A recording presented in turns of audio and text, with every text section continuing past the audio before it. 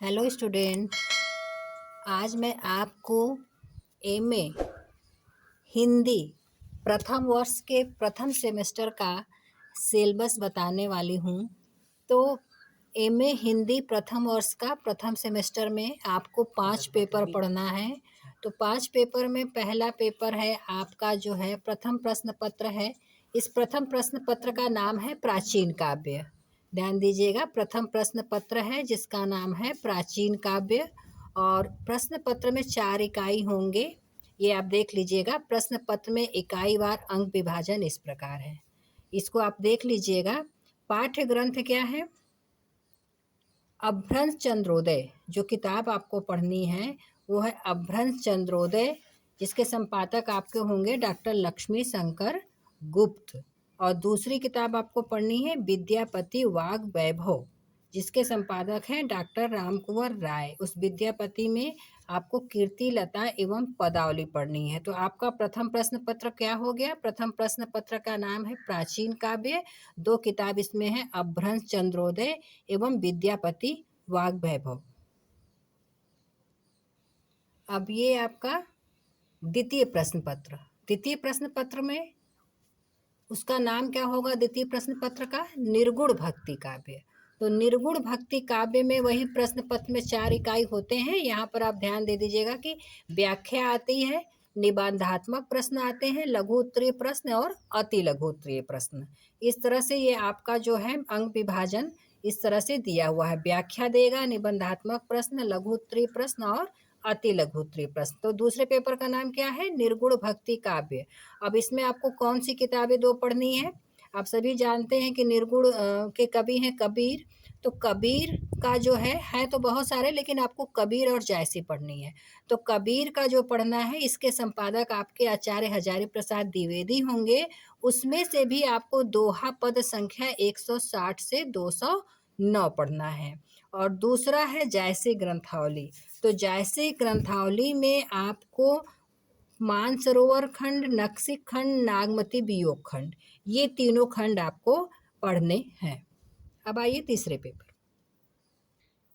अब आप आइए तीसरे पेपर पे। तो तीसरा पेपर क्या है? अभी आपका दूसरा पेपर क्या था? निर्गुण भक्ति काव्य। तो तीसरा पेपर क्या है आपका? सगुण भक्ति काव्य। सगुण भक्ति काव्य में आपका पेपर लगभग सब वैसे ही आएगा, व्याख्या, निबंधात्मक प्रश्न, लघु उत्तरीय और अति लघु। तो सगुण भक्ति काव्य में आपको सूरदास और तुलसीदास को पढ़ना है। तो भ्रमर गीत सार, इसका पद संख्या जो है 21 से 70 पढ़ना है। इसके संपादक आचार्य रामचंद्र शुक्ल हैं।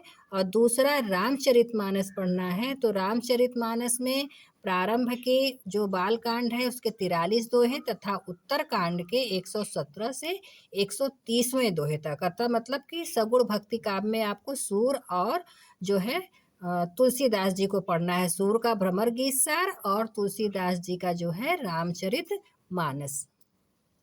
अब जो है चौथा पेपर यानी चतुर्थ प्रश्न पत्र। तो आपका हो गया पहला पेपर प्राचीन काव्य, दूसरा निगुण, तीसरा सगुण। अब चौथा जो है आपका रीति काव्य।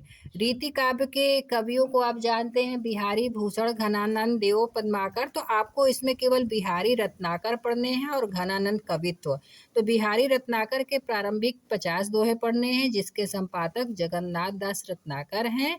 और घनानंद कवित्व 1 से 50 तक पढ़ने हैं, जिसके संपादक विश्वनाथ प्रसाद मिश्र हैं। अब आपका प्रथम सेमेस्टर का 5वां पेपर। 5वां पेपर आपका साहित्य सिद्धांत है। वो भी साहित्य सिद्धांत भारतीय है और पाश्चात्य है। तो आपको प्रथम सेमेस्टर में अभी भारतीय साहित्य सिद्धांत पढ़ने हैं। इसमें भी ऐसे ही है पूरा अंक विभाजन। 2 निबंधात्मक प्रश्न क से, फिर ख से, फिर लघु उत्तरीय और अति लघु उत्तरीय। अब इस भारतीय साहित्य सिद्धांत में उन्होंने शीर्षक भी दे दिया है कि आपको कौन कौन से शीर्षक पढ़ने हैं। तो खंड क और खंड ख बनाया है। तो खंड क में आपको पढ़ना है काव्य लक्षण, काव्य हेतु, काव्य प्रयोजन एवं शब्द शक्ति।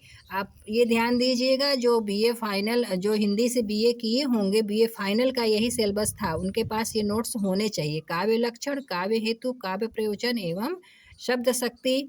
फिर दूसरा है आपका भारतीय काव्य शास्त्र की परंपरा। परिचयात्मक पर्यावलोकन। फिर तीसरा है रस सिद्धांत, रस संप्रदाय का इतिहास, रस का स्वरूप, रस के अंग, रस निष्पत्ति, सादरीकरण, सहृदय की अवधारणा। फिर आ जाइए खंड ख पे। तो खंड ख में भी आपको पढ़ने हैं अलंकार सिद्धांत, रीति सिद्धांत, ध्वनि सिद्धांत, वक्रोक्ति सिद्धांत और वक्रोक्ति सिद्धांत की प्रमुख स्थापनाएं। अब इसके अंतर्गत भी आपको पढ़ना होगा कि अलंकार सिद्धांत है तो इतिहास है, अवधारणाएं हैं, स्थापनाएं हैं, वर्गीकरण है, अलंकार एवं अन्य संप्रदाय। इसी तरह रीति सिद्धांत है तो उसका इतिहास है, अवधारणाएं है, गुण है, कला है, रीतियां हैं, प्रादेशिक आधार है, स्थापना एवं मूल्यांकन है। ऐसे ध्वनि सिद्धांत है तो उसका इतिहास है, ध्वनि के विभिन्न अर्थ हैं, मूल स्रोत है, ध्वनि की अवधारणा है। फिर अंतिम आपका वक्रोक्ति सिद्धांत का इतिहास, अवधारणा, वक्रोक्ति के भेद, सिद्धांत की प्रमुख स्थापनाएं एवं अन्य काव्य सिद्धांत। तो ये ध्यान दीजिएगा कि एमए प्रथम वर्ष का ये प्रथम सेमेस्टर का सिलेबस है जिसमें 5 पेपर हैं। धन्यवाद।